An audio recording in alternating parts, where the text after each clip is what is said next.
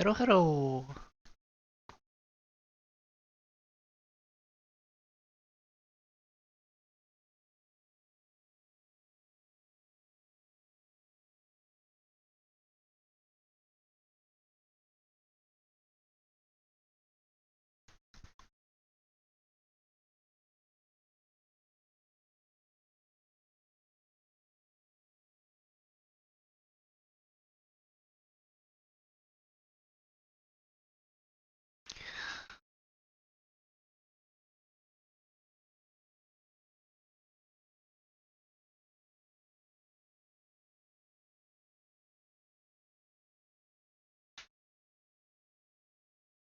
Ah, hello, hello, everyone. Just a couple more minutes.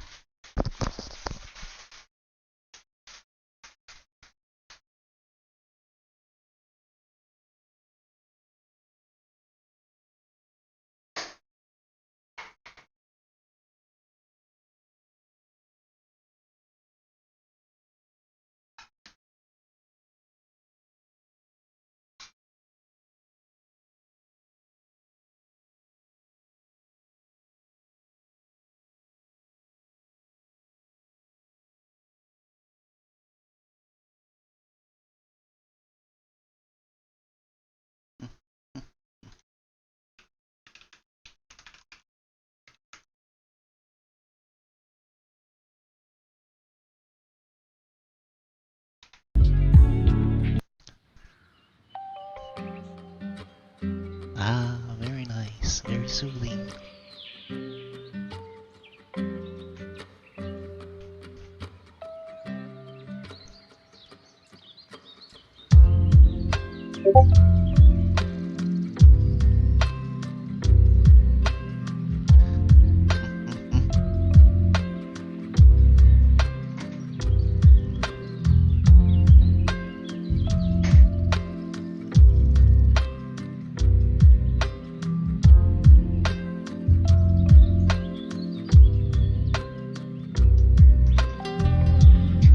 Alright, well, seems like we're about whoever we're gonna be. 40 people. Wonderful. So, today we are doing page number 2, Skills and Concepts. What does Drawbox teach? Who does Drawbox for? Again, this whole lesson 0, none of it is gonna be instructional, and more like it's more like what to expect, what to adopt, the mindsets, the habits you need throughout this course. And while not really that instructional towards your learning, it's still very important to get all of them.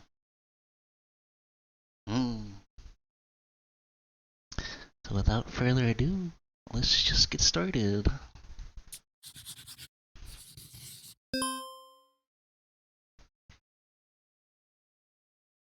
These are the major concepts that in the Drawbox course we try and tackle. So some of these we dwell on near the beginning, like these first two. They relate very heavily to mark making. And others are covered through the entire length of the course and are topics that we really just hammer over and over again right up until the end. So to start with, confidence is about the ability to not let your brain just steer your line as you draw. So people have a tendency to want to be able to watch the tip of their pen as it glides across the page so that they can make sure that they are keeping their line as straight as possible. And in doing so, they have these little course corrections that manifest as a wobbly line because their brain is seeing, oh, the line's gone a little bit off track. And so we need to bring it right back in. Oh, no, we've gone off track in the opposite direction, and back and forth and so on. What we need to be able to do is as soon as that pen touches the page and we take off, we need to have the confidence to just maintain the trajectory that it's set out upon. Don't be afraid of an inaccurate line. We'll work on the ability to draw more accurate lines as we go, But first and foremost, our priority is always to draw smooth lines that maintain a consistent trajectory. And that is a matter of confidence. It's a matter of drawing without hesitation and without fear, and understanding how your body actually moves. Like how your arm, your pen basically, can be pivoted from multiple pivots along the arm. So you've got your wrist, your elbow, and your shoulder, and all of these can yield different kinds of results. So the second one is control. It's the idea that every single line has a job, and you need to know what you need from that line before you actually go and draw it. People will often just try and think on the page, meaning they're putting lines down, just, trying to rough something out and getting their head around what's going on, but directly on the page. That doesn't work so well because you end up with a huge mess of lines. It's a waste. And once you've got that mess there, yes, a lot of people will, teach that once you've got the lines there, you just pick out the correct one. We're drawing with ink. We're drawing with nice, rich, fine liners that don't forgive that kind of behavior, because we want to learn to think ahead of time. We want to prepare and, plan to get, this is the line that we want, and now we need to put ourselves in as advantageous a position, rotating the page as necessary, and going over the motion to draw it several times to get the feel for it, so that we can position ourselves as advantageously as possible to get that line down accurately and properly, while still maintaining confidence above all else, keeping that line smooth and not slowing down as we draw to steer it. Third is patience. Patience and discipline really go hand in hand, because students have a tendency to, we live in a world with lots of immediate, instant gratification. We want a website, that website loads in a second, or maybe, 3 seconds if it's the Drawbox website. But it's this idea that we're constantly bombarded with exactly what we want when we want it, and if we don't get it in seconds, we are upset and we are frustrated. And unfortunately, skills don't come immediately. You have to sit there and really work at something, and even with a lot of these exercises, like the first bunch, are things that once you understand the theory behind them, the explanation, the idea of, drawing from your wrist rather than drawing from your shoulder to achieve smoother lines, these are things that will help immediately improve your work. And so when you're used to that, if you don't have work that is at least satisfactory to you at the end, you get really frustrated and angry, and you feel like you are not keeping up with everyone else. Even though everyone else is having the exact same problem, you're working in a bubble where you can't see that. And so this is the idea that you need to accept that learning takes time, and that not every exercise that you come across will be there to just hold your hand little bit by bit. Okay, now we're gonna take the next step, and okay, you're confident, you're still feeling good about what you're doing. Okay, now let's take another step. It doesn't work that way, at least not in my classroom, because there are exercises here where you are designed to fall flat on your face. I'll say it frankly right now. The rotated boxes and the organic perspective boxes at the end of lesson 1, it's like throwing you into the deep end of a pool and watching you drown, because drowning teaches you a lot about swimming, assuming you survive. The idea here is that we're introducing you to a concept that is so far beyond you right now that you're not going to manage. You might manage okay, but most people, they just flounder. And you know what? That's fine. There's nothing wrong with that. It's entirely expected. And so with those exercises, I tell them, do it once and then move on. Do it once to the best of your ability, meaning be patient, read through the instructions, apply them as well as you can, and don't rush, because this kind of frustrating frequently causes people to rush. Just do it once and move on. There will be people who don't listen. They just repeat it over and over and over until they feel good about themselves, whereas the next person has continued on to the more targeted exercises that are meant to, push you forwards in terms of those particular skills and actually get way better, way faster. Whereas this person has been sitting just focusing on their egotistical need for every exercise to be good before they move on. Now, I could rant about this for days, and there's going to be another video about this, so I'll move on for now. The fourth concept is spatial reasoning. Spatial reasoning is the idea, it's basically just understanding how different forms sit in space relative to one another.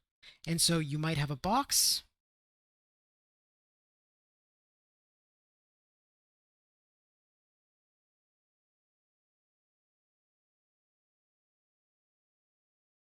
And it's understanding how this box sits relative to maybe a sphere over here. Oh, that one came out like crap. Anyway, whatever. And the idea that, maybe they relate to one another such that the sphere is actually, the box is intersecting with the sphere over here. This is actually quite poorly done, but whatever. It's understanding how the lines that we're drawing create these solid three-dimensional forms, and that these forms can fit together in such a way or interact with one another with an understanding that it is, in fact, all 3D. We're not just drawing lines on a page, we're creating something believable in the world. And while I'm kind of glazing over this in the interest of time now, this is actually the very backbone of this course. The later lessons, we talk, lesson 3, 4, 5, 6, 7, they all delve into the idea of spatial reasoning and building your spatial reasoning by drawing different kinds of things. So like insects, plants, animals, vehicles. And so each one is not about drawing that subject matter. It's about this thing that looks really complicated. It's just forms relating to one another. And that actually is part of the fifth point, construction. And that's the idea that if you look at any complicated object, it is just a collection of basic forms. A simple form can be drawn in such a way that it feels solid. And it's the easiest thing to draw while maintaining the illusion that it is in fact three-dimensional and not just lines on a page. Because all of this is just trickery. It's all illusions. We're lying to the viewer to convince them of something that isn't true. And we can do that most easily with these simple forms. But if you're looking at a more complicated form, like a dog, well, where are all how do we make that appear to be solid? We do that by breaking it down into simple forms and reconstructing it that way. Lastly is visual communication. This is the idea that our goal is not to reproduce images that we may be drawing from. There's lots of drawing from reference and observational drawing in our lesson, but whereas other courses may really focus on, like, say you've got a portrait of a person, you got to match that perfectly, or you've got a picture of, again, a dog, and you got to capture that dog just so. That's not what we're doing here. Because our focus is on looking at that photograph or looking at something that we see in real life and understanding it as being a collection of data. It's just information. There are all kinds of properties in this dog. It's furry, it's got long fur, it's soft fur, it's got a kind of a boxy head, and it's so tall and so wide, and it's got a long tail, and it's a very muscular form, and muscular body rather.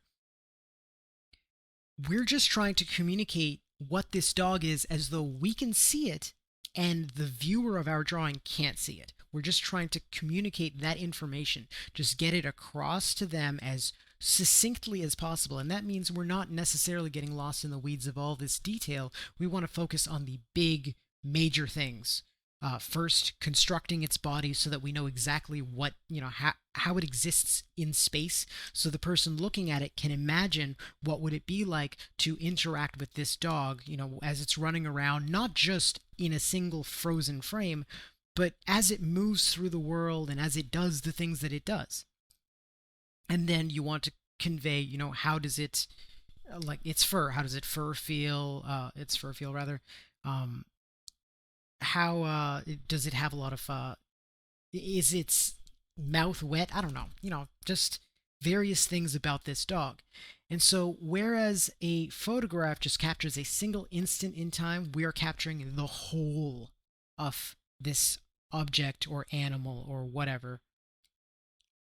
And we are trying to get that across to the viewer as clearly as possible. And often it's easy to lose a lot of that in the interest of being hyper realistic and super detailed. So, these are the major concepts of Drawbox as a whole. And, I hope you continue on through the lessons because they are, as far as I'm concerned, and in my experience, the very backbone of a strong, drawing a skill set. So knowing these things will help you move forward. They're not the end all be all. They are the baseline. They are the foundation on which you build up everything else. We don't talk about like figure drawing or anything specific like that. Figure drawing is actually pretty advanced. You need to know how the body simplifies into forms and how they all move through space and all that. And so this stuff gives you the foundation that you need to move on to those other topics.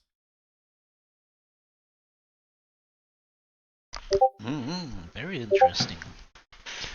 Um, so what I got from this was draw fast, long, confident lines. Don't do like chicken scratches. Draw without hesitation. Don't let your brain steer your arm. You just draw the lines. But at the same time, he's also saying you want to visualize the lines before you draw them, and you need to know what you want to convey with the lines. So somehow you gotta do that without using the brain. So I think what he means is that you need to, before you start drawing, you set an intention of what you want to draw. For example, I want to convey the texture of fur, or I want to draw a cool night. And then as you draw, you start visualizing the 3D forms in your head, and then from those visualizations you draw the lines. You visualize the lines before you draw them. I know some people, they can't really visualize, and there's nothing to do about that. This, from what I understand, Drawbox is actually geared towards people who can't visualize anything at all. So, you're not on deep water here. Let's see.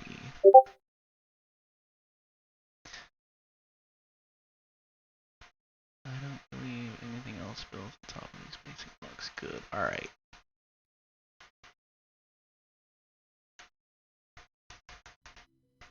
Lesson 0.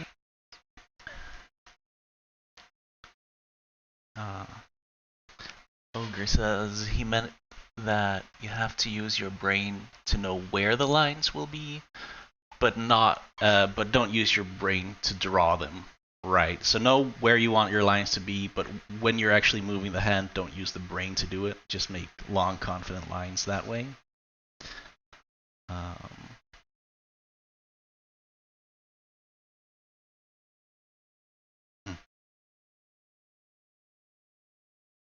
Getting.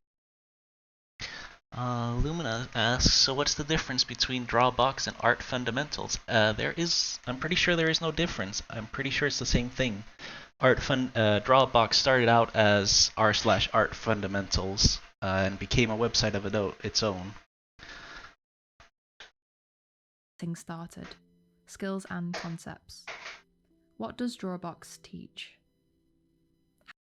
Having critiqued thousands of homework assignments since I started this endeavour, I've adjusted the material to focus primarily on the following skills and concepts. Confidence. The willingness to push forwards without hesitation once your preparations are complete. This is critical to achieving smooth, consistent line work, and the lack of confidence in one's execution is the primary cause of the wobbly lines and chicken scratch we see from beginners. Control. The ability to decide ahead of time what kind of mark you wish to put down on the page, and to execute it as intended. We are not born with perfect accuracy, but it can be trained. Understanding how the brain works, and how it controls our muscles and movement helps a great deal. Patience.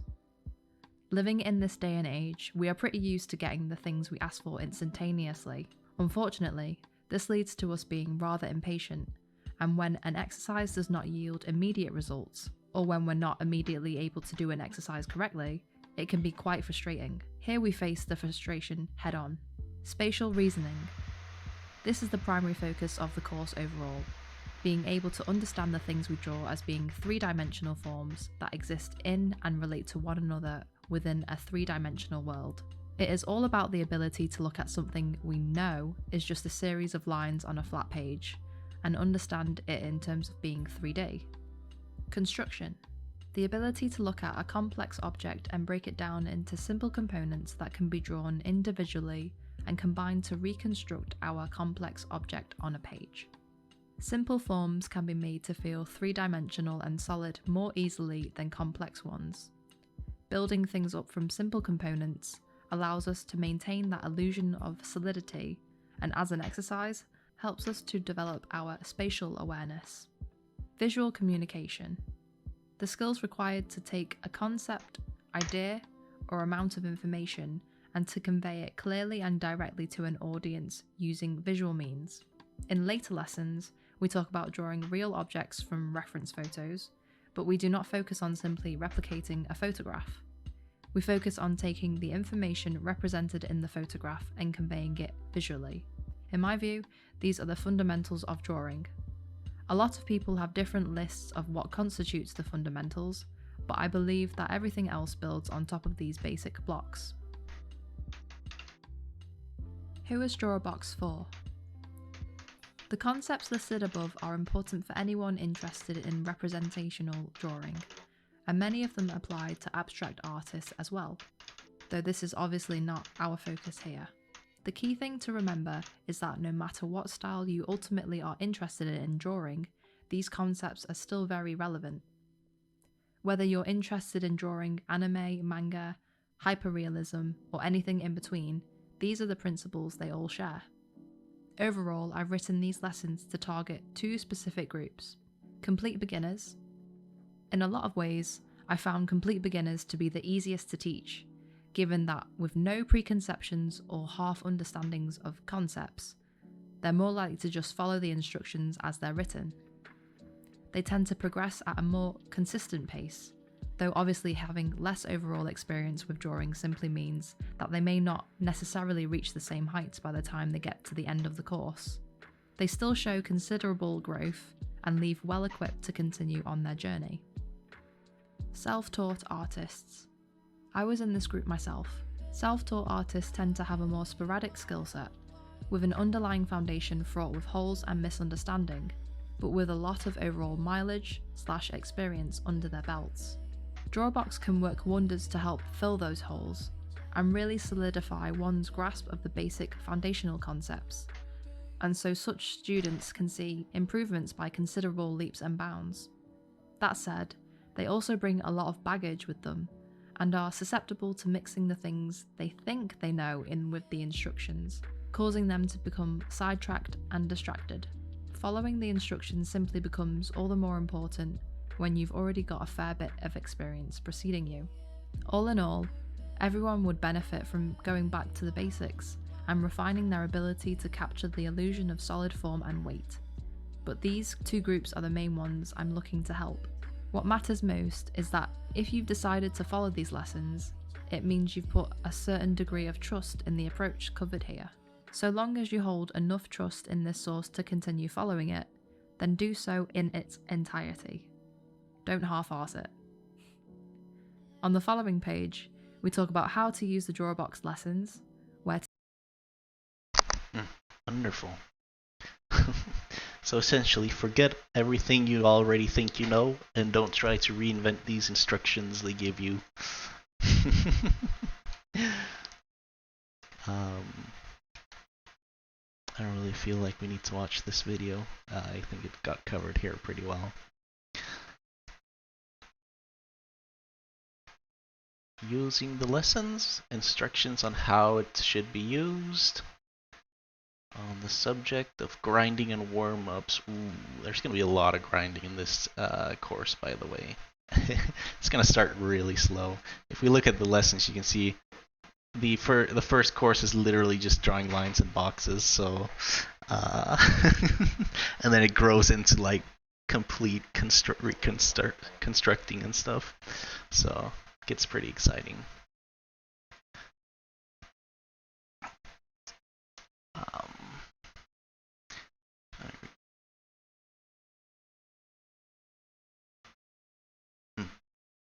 Very good. All right. How should Drawbox be used?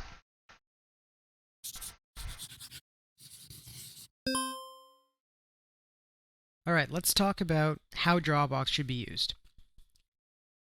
There's, a lot of exercises. They're put in different places in the lessons, and so it can be a little bit unclear as to what order you should be doing things in. So if we look at the actual website, this is lesson 1. And, as you can see, there's a lot of reading to be done. And, you work through page by page by page. And then eventually you come to a homework section. When you reach a homework section, you stop your reading and you actually do the homework that is assigned here before moving on to the next step or the next page. Every exercise that is assigned here is given a specific page count.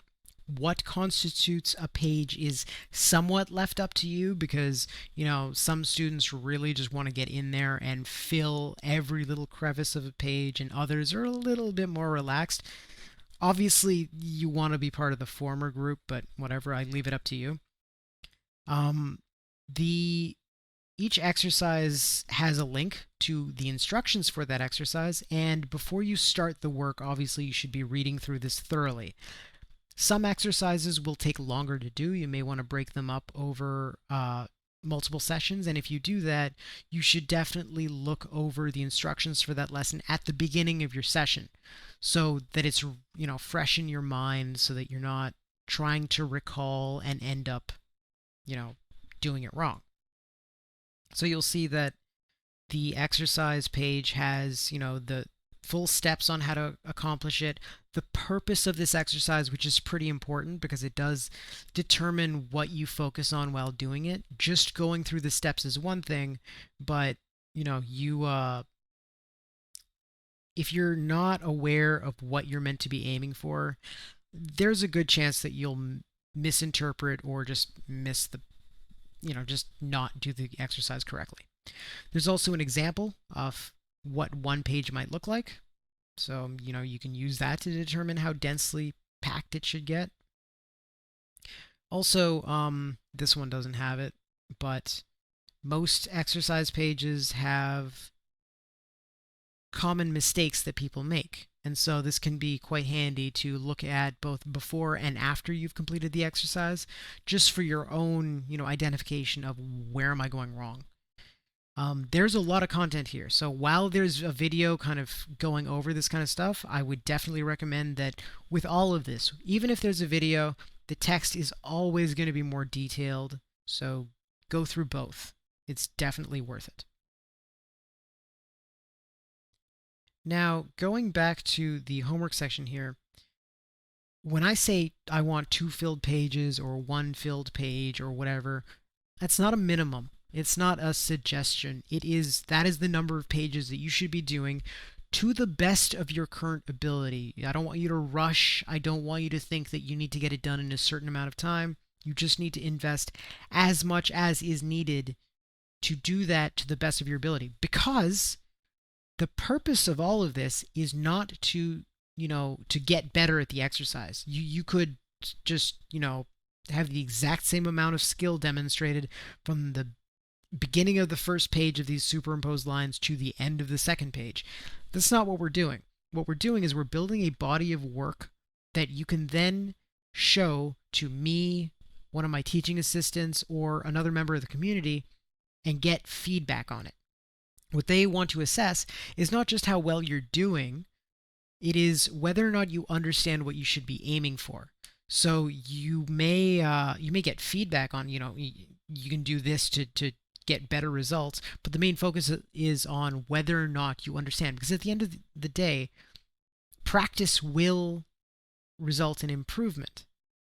as long as you're practicing in the right direction. And so all of these exercises do get built into a warm-up routine, which I'll talk about in a different video. But so this stuff doesn't get left behind. Don't worry about that. You are going to have plenty of opportunities to practice this stuff further. Now, lastly, when you are done, not just one homework section, like this lesson has 2 others, one for ellipses, one for boxes. You can technically do partial homework submissions where it's just some exercises, but well, you'll see why it's better to do full homework submissions. So here, this is actually a beta version of the website, so it's there will be parts that look just a little bit different later. But here, when you're submitting your homework, you can check off which exercises you've done. And if you only do part of it, it will not show up in this list of homework on the front page. It'll show up down here as in your sketchbook. Your sketchbook has been updated, that sort of thing. Anyway, back to the actual homework submission. The point is to get feedback, because you should not be working in a bubble or in isolation. You need to get other people's eyes on your work, people who have gone through this stuff, who have more experience than you, and who can identify problems that you likely will have missed. And so if they can pick up on a few things in a couple of these exercises that you may have misunderstood, then that's something that you can take with you and work on as you continue on. Or they may suggest, maybe you should do another page of this or that, and, it gives you an actionable next step. And so, you just, you put in... Alright, so he is talking about a thing you can do on Dropbox where you actually pay money to get professional feedback. It is covered here on the first page, I believe. I skipped over it because, I don't know, I didn't really feel like in the first lesson you can read about this. You can pay on the Patreon. You'll get some perks, and you get some eyes on it and stuff like that. But I mean, that's what this Discord is for, right? You can just share it here and then give each other the feedback.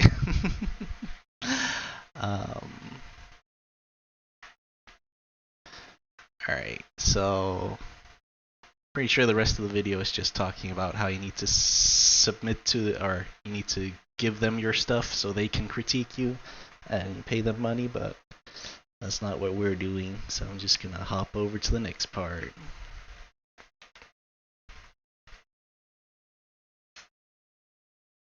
Oh, Juno says that you don't have to pay. You can get feedback on their website, Reddit, and Discord. Also the daily Discord. Alright, so I might check that out in between this and the next stream. See what that's all about. I mean, of course there are other options as well. But yeah, it's important to make sure that you're actually understanding why you're doing what you're doing and not just like blindly doing it. So that's why it's important that you share your art so people can point out you're kind of missing the point. You should be thinking this way rather. Is the essence. Yeah. Alright, so Citrus says that they just get huge waves of like 50 people every day, so it's probably pretty oversaturated and yes, alright. Anyways, the grinding and warm-ups.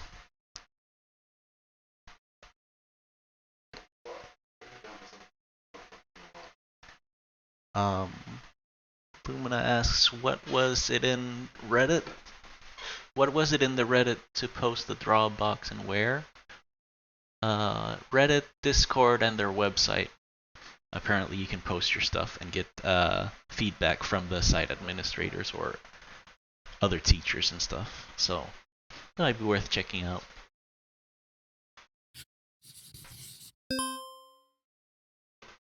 before I let you go on to lesson 1, we need to talk a little bit about students' tendency to grind their exercises. As we talked about before, when you go into lesson 1, you'll see that these exercises have specific assigned numbers of pages. 1 page, 2 pages. It's a very limited amount because, as I mentioned before, we're focusing on building a body of work that allows someone else to come in and identify what you understand and what you don't. It's not about building perfection. The problem is that when students actually do that work, they have these expectations and standards for themselves that they don't meet. And so when they see that, oh, I'm not nearly as impressive as I thought I would be, this isn't as easy as I expected it to be, they tend to get frustrated with what they've accomplished or failed to accomplish. And they think, no, 2 pages, that was just a minimum. I'm going to go do more and more and more and more. And their focus is on achieving mastery. And while mastery is all well and good, it's an extremely inefficient way to approach things. So, like I said, it's not an efficient use of your time. It causes you to work in a bubble because now you're just focused on pleasing your own standards. And so you don't go and share your work with other people in the community who can give you useful feedback. And you just focus on attacking the problem from one angle alone. And now it's a lot like when you are fighting someone, I guess. If they've got a big shield and you keep hammering them in the front, maybe your initial attack will be able to make good headway, maybe it'll make some damage, but by the time that they've gotten used to the fact that you keep coming in from the front, your attacks start losing their power, losing their effectiveness, and ultimately they're now used to you. They know how you function, and so you have to change it up. And that's what we do throughout all of Drawbox. We don't just tackle problems from one angle. We have all of these exercises which touch on the same concepts in different ways. And so while our first exercise may focus very much on drawing confidently, that will still be an aspect of other exercises while we're looking at other concepts as well. And so by balancing it out this way and by going from different angles, you're able to take your brain and you can attack it from from more angles and get around its natural defenses, because your brain doesn't want to learn. Your brain's stubborn. It wants to stay in its, in the things that are familiar to it. And so these new skills, we have to kind of stab them through and get past its defenses. Anyway, this analogy has run a little bit long. So the thing about grinding, though, is that there are some cases where I have found that certain limited kinds of grinding can be helpful. But I'm hesitant to tell students to go and find their own grinding that works. The stuff that I'm talking about are things like the 250 box challenge. The various challenges that I've put out there, and they have certain quantities of work that is set out for you, and they are clearly stated how many you have to do. There is a finish line. You're not just doing it arbitrarily. And based on the thousands of students that I've critiqued and that I've worked with and that I've basically used as guinea pigs, I have found that things like dropping in the 250 box challenge before we get into lesson 2 and onwards, it helps kind of kick the student into high gear, into moving from just thinking about lines on a flat page into thinking about how these forms can be rotated in space. And, we're not working on getting that perfect, but we want to get enough of an understanding of that to be able to move forwards. And so that's why there are certain points where I get into a limited form of grinding. Yes, it is a little bit contradictory, but, there's a reason for it. And I've done a lot of data gathering using my poor past students as guinea pigs to do that. So the last thing that we need to talk about is the fact that we don't leave those exercises alone after the first time we've tackled them. Those first 2 pages that you do for an exercise, that's not all you need. It's just that we don't want to do it all at the same time. As you progress through the lessons, every single session, every drawing session that you do should start with warm-ups. And your warm-ups come from the exercises that you've explored previously, the ones that you've been exposed to. And we introduce exercises in lesson 1, the box challenge, 2, 3, etc. And so there's always a new addition to this pool of exercises that you have. And so what I want you to do is for 10 to 15 minutes at the beginning of your session, you should be doing 2 to 3 exercises that you've learned. And so that's not the same 2 or 3 exercises every time. It's picking 2 or 3 new ones that you haven't done in a while, and you want to keep doing them so that you keep from getting rusty, that you keep sharpening your skills, because as I said, when you're done those initial 2 pages, you're not going to be perfect at them. You're going to be very far from that. And so this is how we keep getting more and more practice in. So don't forget to do warm-ups. They will help you keep those important concepts in mind, and they'll help keep you getting better. That's about it. So there's probably another page left in this lesson about the tools that we use, and once you're done that, you'll be free to move on to lesson 1. All right, cool. So don't come at it from many different angles. Don't just do the same thing over and over and over again. Do different exercises. Get outside your comfort zone. And then once we get 2 or 3 different exercises from it, I suppose we will be starting every stream by doing a few warm-up exercises. I'm thinking 3 exercises, 5 minutes each. We sit and do that before starting.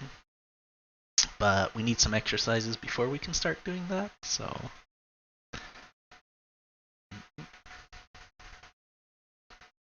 Let's see what Crispy Weed has to say.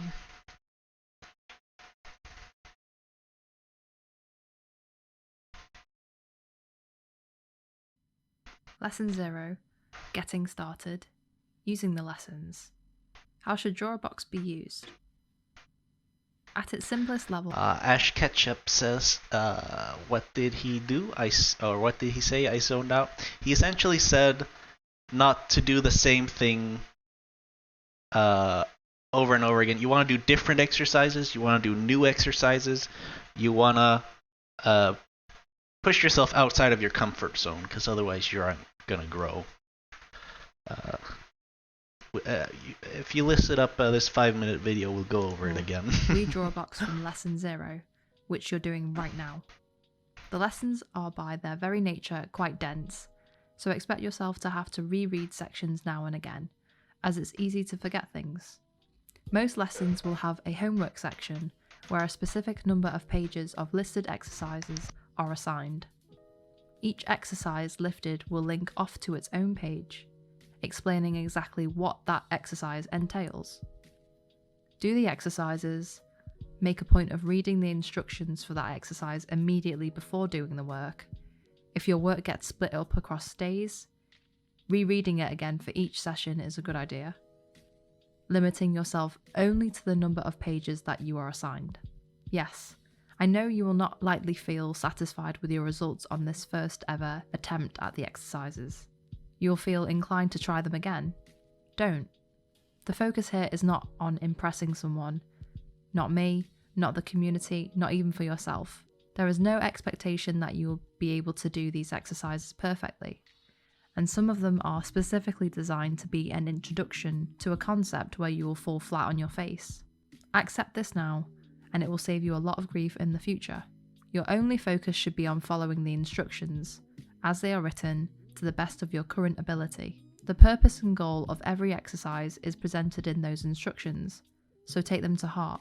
The goal of a given exercise may not be what you assume, so read and follow those instructions carefully and avoid taking liberties with them.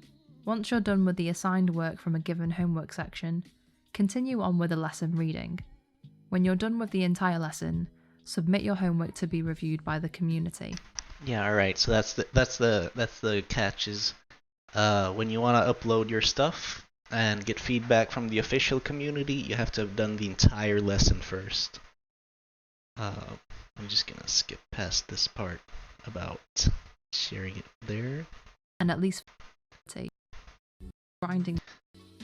Alright, grinding Many and students warm-up. I've encountered over the last several years have admitted to grinding the exercises. That essentially means focusing on one exercise until they can do it perfectly, and no other limits than perfection, and then moving on to the next. This is a massive waste of time. There are several reasons why this is a waste of time. Number 1, learning occurs both in the time spent doing the exercise, as well as the time in between as your brain processes what you've learned. It also occurs when doing other related tasks, as your brain is exposed to the same problem from many different angles. Number 2, many of these exercises are straightforward to pick up initially, but very difficult to perfect. I don't expect students to be able to necessarily do the first exercise of lesson 1 perfectly by the time they've reached the end of lesson 7. Number 3, in the time that you spend perfecting an exercise, others will have moved on, completed the lesson, and ultimately made far more progress, developing their general understanding of many more concepts while you focused on nailing down one. Good enough is good enough to allow you to be able to understand and apply the concepts in the next step. Now, this does not mean that we complete the assigned pages for an exercise and then forget about it entirely. Instead, we take all of the exercises we've learned thus far and incorporate them into a pool, from which we draw 2 or 3 exercises at the beginning of each session to do for 10 to 15 minutes. This does not mean doing them to completion or to any particular page count, just to work on them for a set period of time before moving on to the main focus of that section. You will likely find that some parts of Drawbox do appear to be somewhat grindy. For example, after lesson 1, we tackled the 250 box challenge.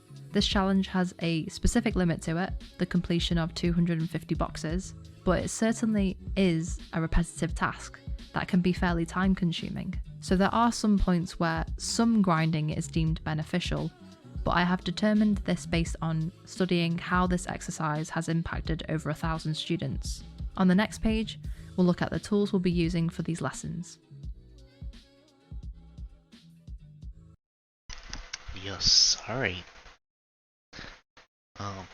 So don't perfect an exercise. Adopt the mindset that good enough is good enough.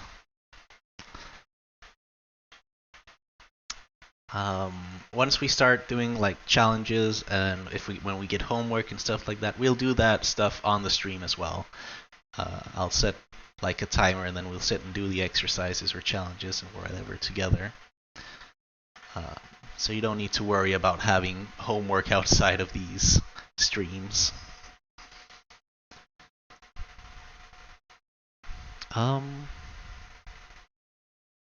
Alright, required tools, pens, paper. Cool, fine liners might be a good idea. Of course, printer paper.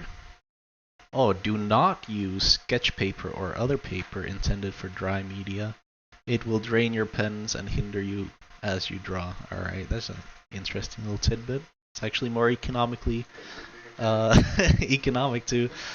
draw on trash paper, on printer paper. Very cool. A ruler. Let's ditch the ruler. You're gonna learn to draw straight lines without a ruler, so don't need that. Colored pens, not necessary, but when they come up to lessons that matter. Yeah, if you want to color stuff later, I guess you can go ahead and do that. Sorry, is the text too small? Let me zoom in. Here. The 0.5 fine liners. Highly recommended. And if you're submitting for official page critique, alright, then you have to do it in the fine line thing. Or a ballpoint pen.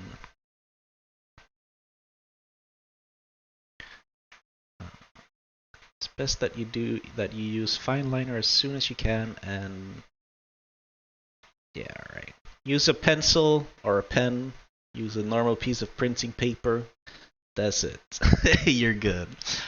All right. We have finished lesson 0 now. So on the next stream we will be going on to lesson 1, which is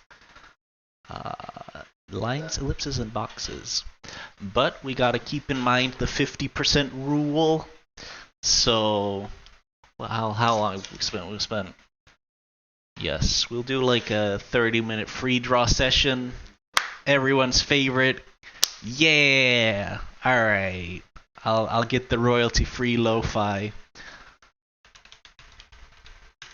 Or if you have any other song requests, go ahead and post it in the chat. I'll put it on. As you can see, I've been listening to this myself because, damn, it's a bopper. Yes, hey, this is your reward. 30 minutes of free draw. And again, don't be afraid of drawing something dumb. Whatever comes to your mind, whatever feels like, oh, that might be cool. Even if you feel like you're not going to be able to draw it, just go for it. That's kind of the mentality this course is asking to follow. Kinguro asks if I looked at his video. Yes, if you have noticed, there should be a bit noise reduction in my microphone. It should sound a bit better from last lesson, thanks to Kinguro. Kingurago. Yes, very good. Thank you for the video. So I will set a timer for 13 minutes now, and I'm gonna do something new here. I'm gonna let you draw along with me, because I went out and bought a webcam.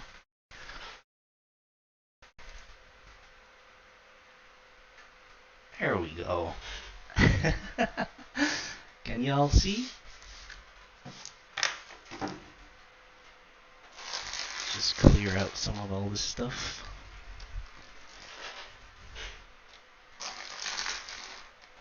Very cool. I will get some.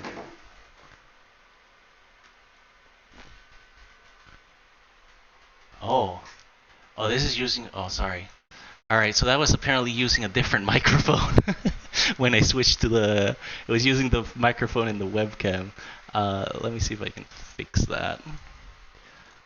Can I copy this? Copy. And paste. There we go. Alright, my voice should still be fine now, yes? Very good. I will just get a bit of paper. And then, as you can see, I have the fine liner that they recommended. Completely by accident.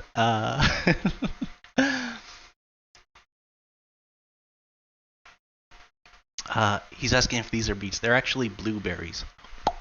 Delicious. And I got a canister of tea. Nice chamomile, relaxing for the evening. Anyways, I will start the music. Is it at a good volume? Luna asks if there's a fine liner recommendation. Well, on the last page we just read, they said that using a fine liner is a good idea, but honestly it doesn't matter. Use a pen or a pencil. 0.5 fine liner or a regular pen will do. I think the point is that you don't erase. Throw that eraser out for this. We don't need it. Learn to just adapt when you make a mistake instead. So here we go. 30-minute timer.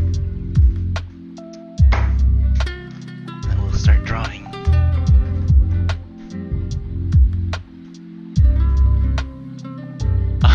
Oh, Kali says that Drawbox sells fine liners. That's why they're recommending it. All right, cool. All right, let's see what can I.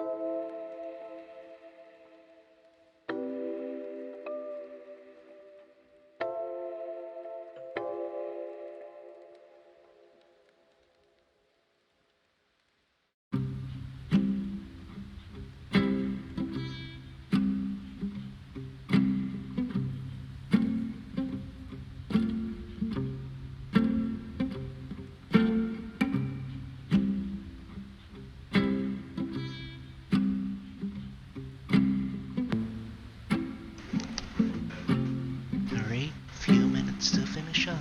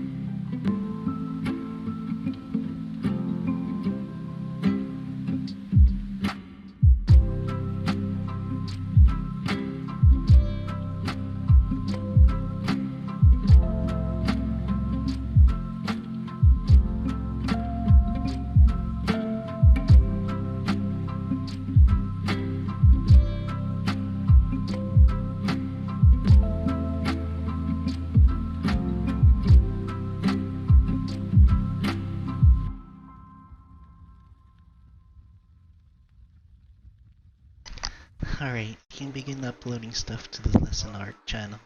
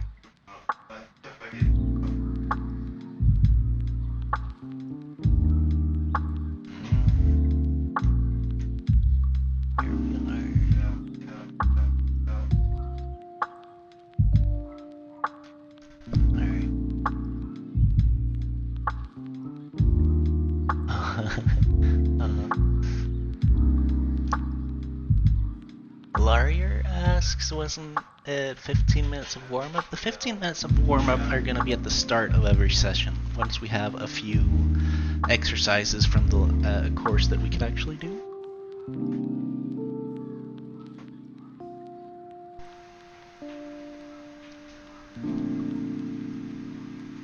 Alright, let's dive into it. Let's see. Where did we leave off yesterday?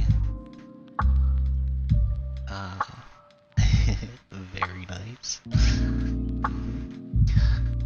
Lots of different things here. Alright, cool. Just whatever comes to your mind. One thing that might be fun to do in the future is try to make them interact with each other so they aren't just isolated. And that way you can actually, even though it's just random little crazy stuff like this, it'll turn into something whole and complete. We got LG. Sorry if I butcher that. Oh, nice. Got the troll face. Some furries here. Very cool. Chandro. Oh, lots of stuff going on here. See, he was inspired by insects. I like the peeking hole on the door. That's very neat fun.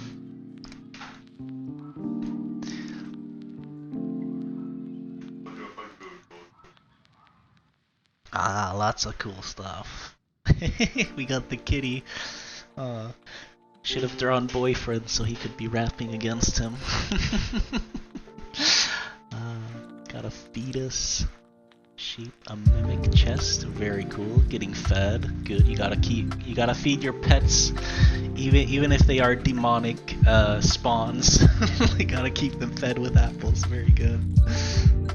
All right.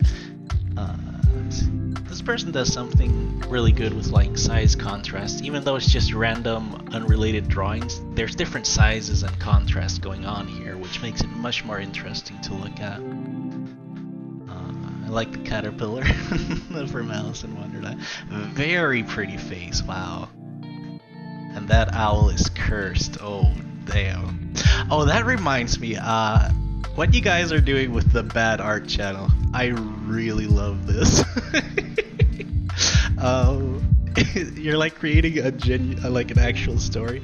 I think I'm gonna rename this channel to continue the story. Whatever came before, you continue it. There we go. Let's see what kind of tale we can create.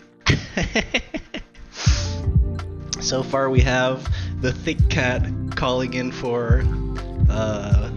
sick for being too thick, and the thick cowboy cat comes and challenges him to a duel, and I think this is the third cat. We can, maybe, I don't know, comes in with the gun. Oh no, Zawa Zawa, nice JoJo reference. The duel begins. Also, I created this art prompt channel, but I'm not gonna be posting prompts to it. If someone feels like posting a daily prompt or something like that, I'll give them a role like prompt master. Their name will be purple, so they'll get some clout. If anyone wants to like volunteer for that, let me know in the DMs. Back to the lesson art. Alright. Alright, so here are my drawings. So I tried incorporating what we learned today, that you need to draw long, confident lines. No chicken scratches. Don't try to think when you're drawing the line. Just kinda. And before I start every drawing, I have an intention. Like for this one, I wanted to draw a sad person. I drew that, and then, oh, why is he sad? Let's put something in the background. Maybe he was like, he was denied at the bouncer or something. He's living in a very poor neighborhood or something like that. Here we have the late night gamer playing his block game.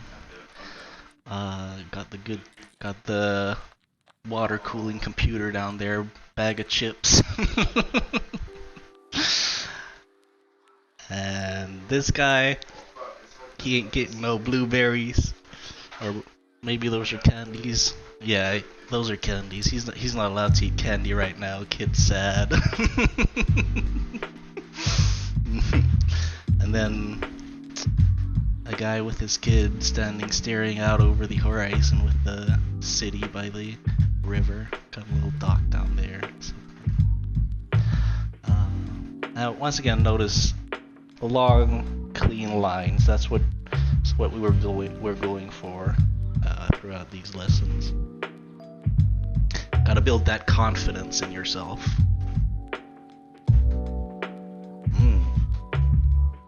Alright, lots of neat stuff going on here. This looks like that the bacteria from Jimmy Neutron. Big monster, big centerpiece. I like that. Draws your attention to it. Lots of stuff going around. Oh, try to Odense. Ah, we have a Dane here. I'm pretty sure that's a Danish city. At the train station, I suppose. Bus stop. Oh, no wait, are they? Oh, they're on the bus and the people outside. All right, very cool idea. You can probably like refine that a bit and make it into something. Very good perspective as well. Ooh, scary. Oh, but then we have the contrast with the cute little rat. Very good use of contrast. I notice your chicken scratch lines. I encourage everyone to begin drawing one line for every line. And if that line isn't perfect, then you just adapt to it. Build up those confident strokes. Oh my. This looks like something out of the mind of a schizophrenic. I've drawn drawings like this as well. It's very cool. Very nice eyes. And the cursed eye mouth emoji. Nice down at the bottom. In hyper-realism. Got some cylinders, some cubes. Very cool. Also, nice blanket over here. Looks very comfy. Oh, we got a dancer. Ooh, I like your use of colors. To be honest, this is really neat. Two very harmonious colors just kind of splashed in randomly because it balances it out really well. Like your placement of color really creates balance here. It makes it a really nice piece to look at. This is actually a thing that I can teach you. I was talking with someone who worked at Disney. Every single drawing you do, at least like finished drawings, polished drawings, you want to have 3 focal points in a triangle. For example, here we have the red here, the big red guy, and then the red shirt down here, creating this triangle.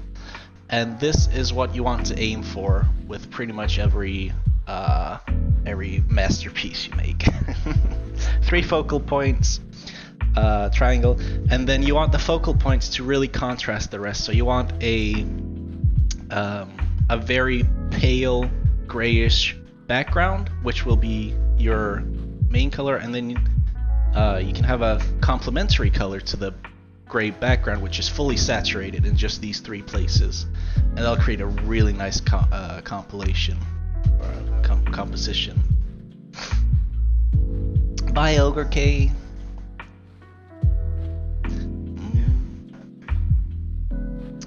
Oh, creative stuff. Slurp, slurp. Oh no, he's licking the yin and yang guy's hair. This one here looks like a character I drew for one of my games that I made called the Sun God. It's actually kind of disturbing how similar it is. Very cool. I recognize this one from somewhere, but I'm not sure where. It looks like a character I know, like from Land Before Time or something.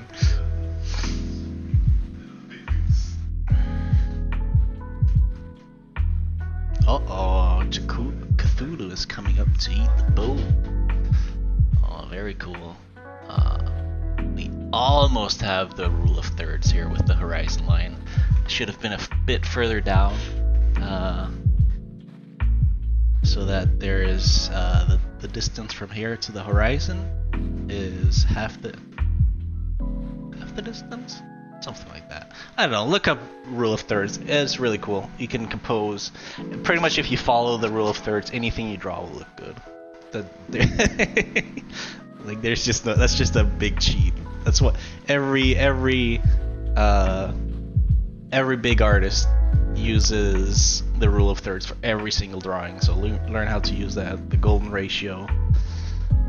Even before the golden ratio was invented or found, artists just intuitively knew that this would make it this is appealing to look at. Oh, all right. We got the. Oh, this is on Katamari Damacy World, I think. Casual guy about to get some tea. Very cool. Nice.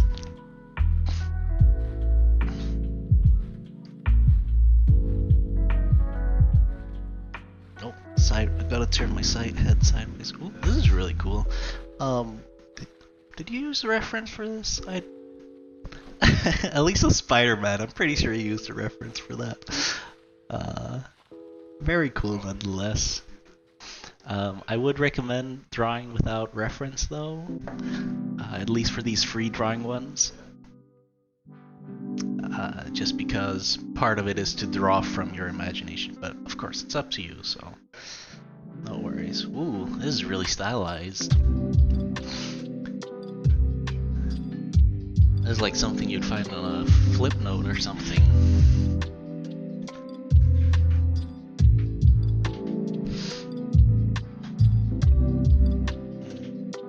Stylized? Lumina asked what stylized is? Stylized is just drawn in a... not trying to mimic reality. I think that's a good way to do it. Stylized is you have an artistic style that you draw in. Like Team Fortress is a good example of stylized graphics and stuff like that. Alright, not too many drawings, but they're very detailed. Very cool. Good eyes, yes. Flower too. Very nice. Lapia.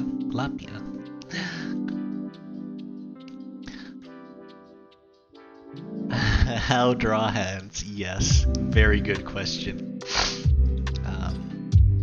Once we're done with draw a box, we might do something else like find a good anatomy course or something like this and then start doing that. Who knows?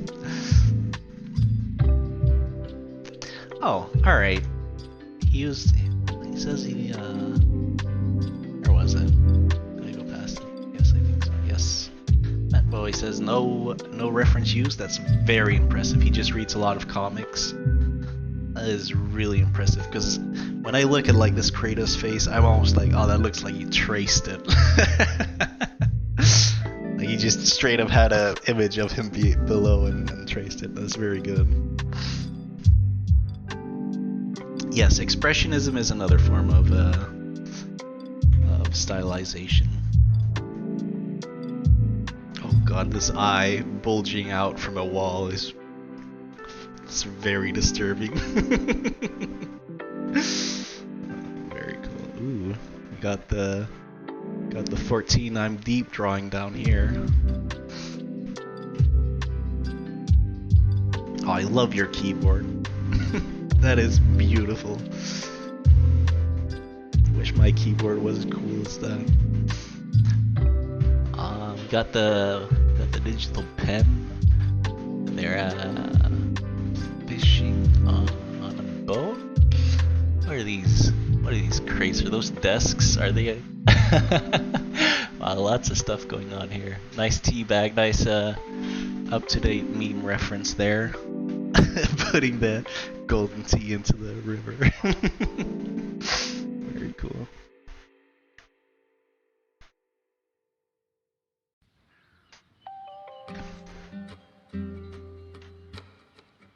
Ooh, lots of animals. Ah, you really like sheep, don't you? I like how they start with like just really simple pictograms up in the top left corner, and then as you move down they get like detailed and go into poses and stuff. And then he just got obsessed with chairs halfway through and started drawing those. I like it, very cool. Good eyes. Those are really good. Nice little sandcastle, very cute.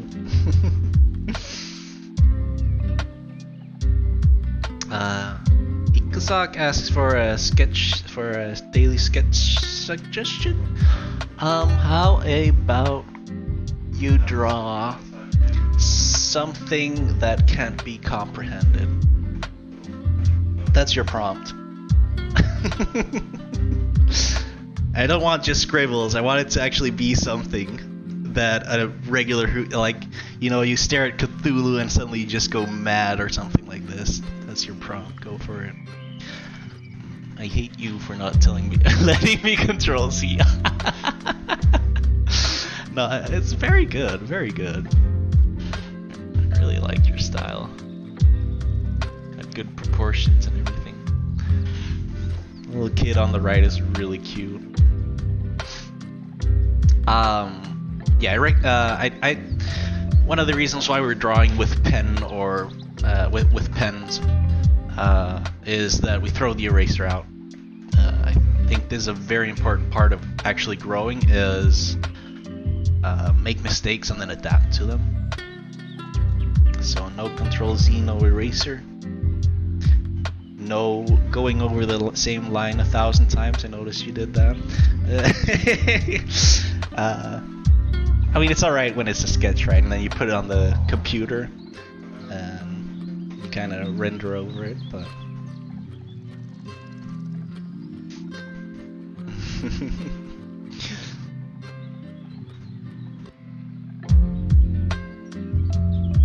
Yes. Know what you want to do with the line before you put it down. Oh. Big dagger. Ooh, who's that creepy clown coming out of the doorway? Scary.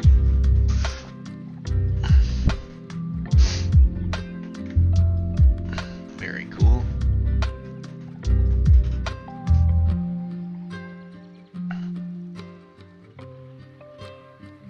I like this little doll down here. What is coming out of his arm? Oh jeez. That's some nightmare fuel. Got Hey Arnold up here with the smooth Wall Street bet here. Very good. Find Waldo as a kid down here. Got a little Pepe, and I'm guessing this is this Perry the Platypus, but with a ponytail. Sorry. All right. I can see you're very scared of drawing these lines there. Very important thing to adopt is draw one long line. Don't do these little scritchy scratchies. Be confident. Visualize the line before you draw it if you're able to. And then just let it flow. Don't try to think when you're drawing it. Not only will it look a lot better, you'll get a lot more done, which means you'll improve a lot faster. Whoa! Alright, Surf. Alright.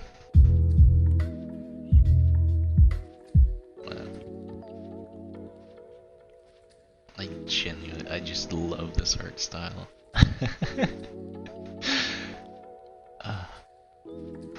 This is one of those art styles where you just like start, you have nothing in mind when you start, and you just put some shapes or lines down, and then you're like, oh, that kind of looks like this, and then you keep drawing it, and keep expanding, and it's like an organic drawing, and what comes out of it is just, there was no premeditation on it ever. Very cool.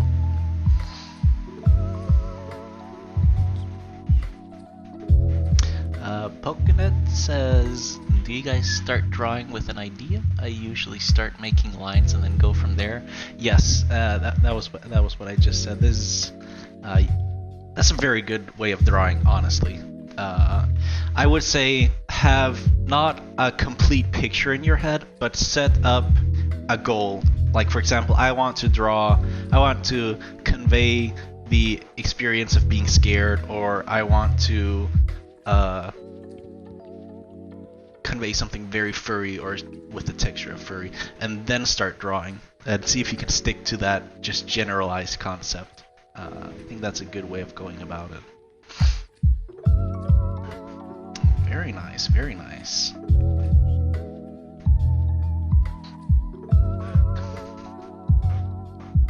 Nice straw hat. Oh, this is really calming. This is a really calming picture. This is something I would hang on my wall and then look at a cup every now and then, and I'll just, very nice. Oh, sporting the very comfy blanket down here. Very good. And last but not least, we have Captain Comfort with the... Oh god, where did his head go? What did you do to the poor dog's head? Got some...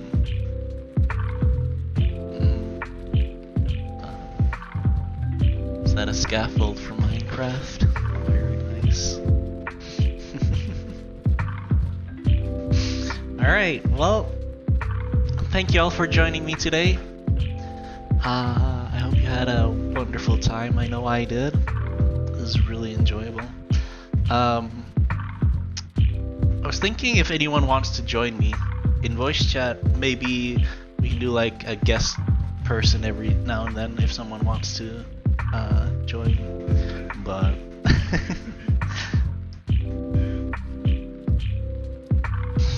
yes, and tomorrow we'll be tackling lesson 1. So look forward to that. Have a wonderful evening or morning wherever you are.